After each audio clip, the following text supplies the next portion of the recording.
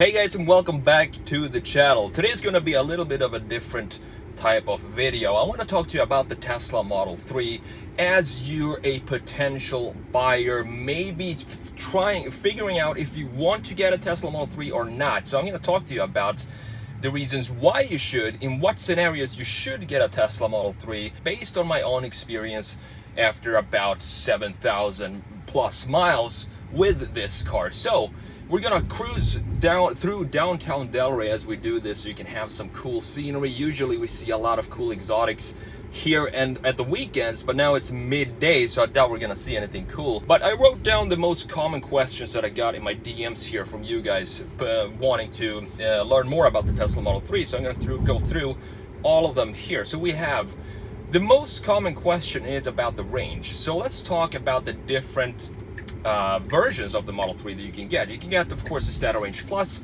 which is the one I have. That will cost you about $36,000, and it will have a official range of 263 miles. And then you have the long range. That's going to cost you $10,000 more than the Standard Range Plus at $46,000, and that has a range of 353 miles, which is almost 100 miles more than the Standard Range Plus, which is pretty cool.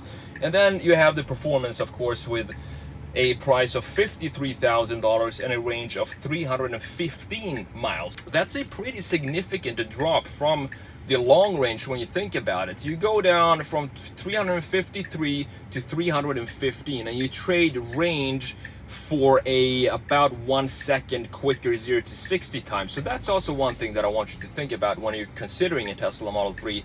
Do you want to sacrifice almost 40 or something miles in range for a 1 second decrease in a 0 to 60 time, or are you fine with the long range going to 0 to 60 in 4.1 seconds, which is pretty insane, just that? And then you have the performance at 3.2, and the Standard Range Plus will do it in 5.3 seconds. So for the range here, what I would tell you is it totally depends on your own commute. Like how much are you driving per day? Let's say you're driving less than 100 miles per day. We're going to talk about the charging in just a minute here, but let's say you drive less than 100 miles per day in your commute, and you have access to a 110 volt, which is just a regular outlet to charge your car with, whether it be in your garage or somewhere else, and you can charge it overnight. So if you drive less than 100 miles, you might want to consider the Standard Range Plus, because you save $10,000, and on top of that, you're never really going to get out of range if you drive less than 100 miles a day. You have to keep in mind that the charging times as well. The reason I'm saying 100 miles per day and not 200, which is the official number for the Tesla here, is that if you're going to charge from let's say 10% down up to 90% overnight on 110 charger, that's going to take way more than 24 hours. So you need to consider the charging times as well. But I think if you're keeping it under 100 miles, which I think most people don't drive more than 100 miles to their daily commute, the work back and forth, and maybe a few errands after work and so on, I think most people are staying under 100 miles. So if that's you, and you don't really need the additional 100 miles almost of range, 90 miles of range, then I would seriously consider the Standard Range Plus. That's the one I have, and I think it's a great deal. It still has a fantastic performance, in my opinion. I have driven the long range and the performance as well, and of course the performance just feels like a ridiculous rocket when you drive it. But I don't know if I want to sacrifice, I don't know if I want to pay almost $20,000 more for that performance. I would pay it for the long range. I would pay $10,000 more for the long range and almost 100 miles more in range if I was driving more. Look, that's a nice GT500 right there, or GT350 I think it was. So if I were driving more than 100 miles per day, and if I didn't have a second car, which is my wife's car to drive, then I would get the long range just to have that not worry about the range too much when I'm driving the car. And if I need to go on a longer trip, I'm not gonna have range anxiety over that as much as I would have with the Standard Range Plus as an only car. So that's another thing I want you to consider. Do you have a second car in the household that is a internal combustion car that you can use if you have to go on a longer trip, for example? If you do, then that's another point for the Standard Range Plus, in my opinion. So let's talk a little bit about the charging then. So what do you need in order to daily drive and live on a daily basis with, let's take the base model, the Standard Range Plus here, since that's the one I have most experience with. I charge mostly at superchargers, to be honest with you, because I have one not too far away from my house. But I also charge in my garage at a 110 volt outlet, which is just the basic standard outlet, 110 volts. Some people have 220, which is fantastic if you have access to that. But if let's say I do a daily drive of about maybe I do 50 miles or something like that, I can always charge it overnight, plug it in late afternoon, early evening, maybe 6 p.m. or something like that, and leave it plugged in for 12 hours. When I wake up, I always have a full charge of 90%. So that's another thing you want to think about as well, is that you usually only charge up to 90%. It's a battery technology thing. You lose the last 10%. You can't charge it up to 100%. It's gonna wear on the battery more than if you charge it up to 90% every time. So charging is not a problem. This is something that I was really anxious about when I was buying the car, because I didn't have the possibility to install a Tesla wall charger in my garage. So I only had to rely on the superchargers and the 110 volt, but it hasn't been a problem, and I promise you it won't be a problem for you either. But if you're a little bit worried about that, I would again just go with a long range and don't even consider the Standard Range Plus. Real miles for the Standard Range Plus, if you're driving on the highway, is probably closer to 180 miles or something like that, tops. The official number is 253, but you're never going to get that number, unfortunately. So consider the long range if you still are worried about your daily commute and you're not sure about the charging situation yet.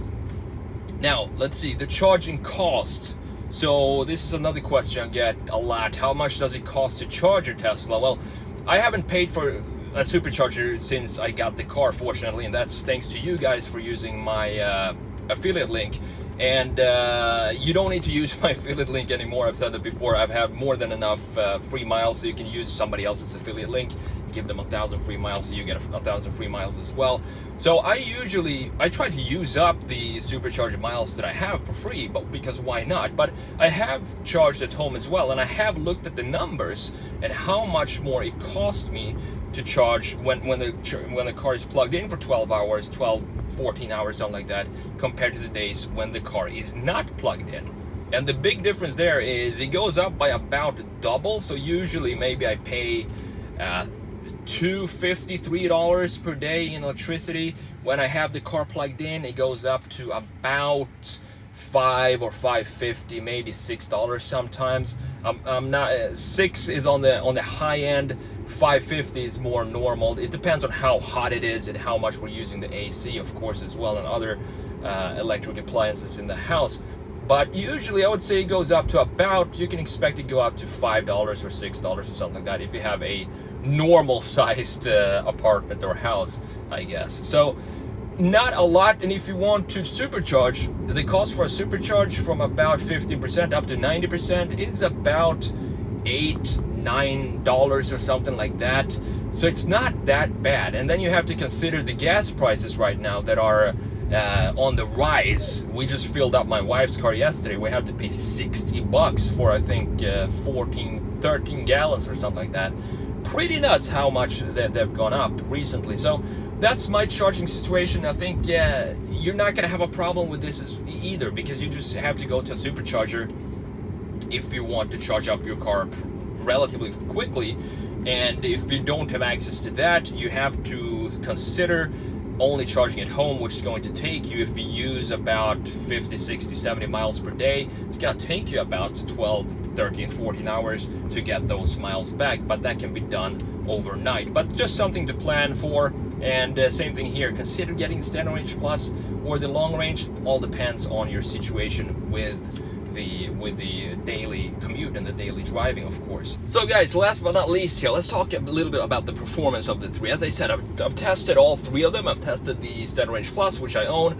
I've tested the long range and of course the performance. So the main difference is the dual motor between the Standard Range and the long range and performance. The Standard Range is kind of in a separate category since it only has a single motor in the rear. It's only rear wheel drive. And the most noticeable thing between the single and the dual motor is that you can definitely feel that it's a little slower takeoff. So the push from get-go is a little slower. I mean, if you want to call it slow, it's still a pretty fast car with 0 to 60 in about 5.3, 5.2 seconds. But compare it to a dual motor where you really get that launch, like thrust takeoff of the torque, which is pretty significant change from the Standard Range Plus. That's something that you have to go and test drive. The good thing about Tesla is they do touch-free test drives right now. You can just schedule a test drive online and then you go to the Tesla location and the car is outside waiting for you. You just jump in and take it for a spin for half an hour. So you can do that with the performance. I would do it with the performance and the Standard Range Plus just to get the two extremes, but also of course go for a drive in the long range and see what you think of it.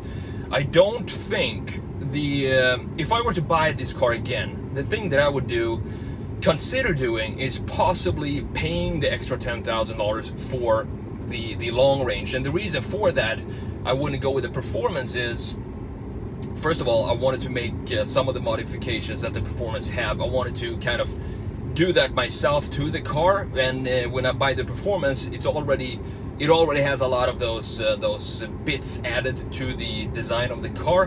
But most importantly, I don't think that I would sacrifice the 315 range for the performance and the 353 range for the long range for a 1 second difference in 0 to 60 time. That's the thing with the difference between the long range and the performance. And I would definitely prefer to have more range than a second quicker to 60, if that makes sense, because all the looks and the aesthetics of the car, I can still make those changes to the long range if I want to, but I would still have the longer range compared to the performance, obviously. So those are kind of my thoughts on the Tesla Model 3 and what I think of it if I were to buy it again, and hopefully this was helpful to you. I know there's a lot of anxiety about getting your first EV, and I totally get it. I felt the same thing. I didn't know how the charging was gonna go, or the supercharging, or what do I do here, what if I get stranded somewhere with 0%, but that's fortunately has never happened to me, and Tesla kind of calculates everything pretty well.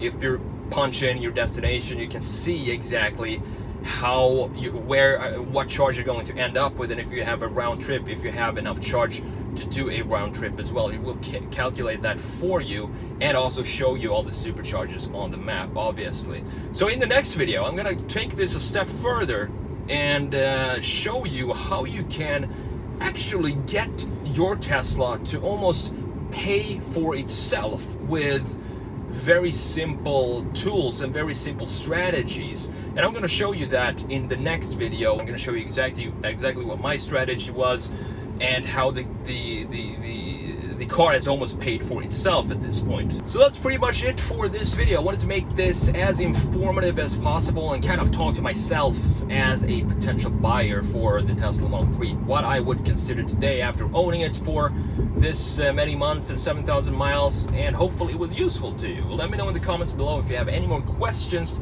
regarding the Tesla Model 3, the ownership or numbers or whatever you want to talk about. Let me know in the comments below, and I'll see you in the next one. Thanks for watching.